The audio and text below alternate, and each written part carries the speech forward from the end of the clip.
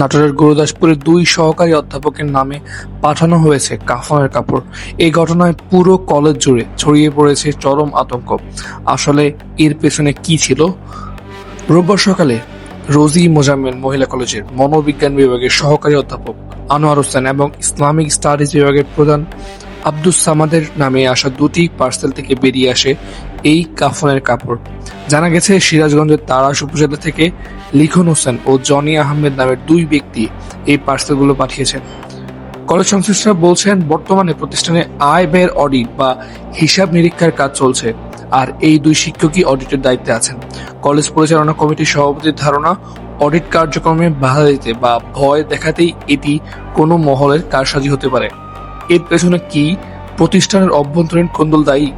সেই প্রশ্ন এখন জোরালো। আতঙ্কিত শিক্ষকেরা ইতিমধ্যে থানায় সাধারণ ডায়েরি করেছেন। বেলা 11:15টার দিকে থানা পুলিশের ঘটনাস্থলে পৌঁছে আলামত জব্দ করেছে। গুরুদাসপুর থানার ওসি জানিয়েছেন, বিষয়টি গুরুত্বের সাথে তদন্ত করা হচ্ছে। অপরাধীদের আইনের আওতায় আনতে কাজ করছে পুলিশ। ইমরুল কায়েস, সাভা নিউজ।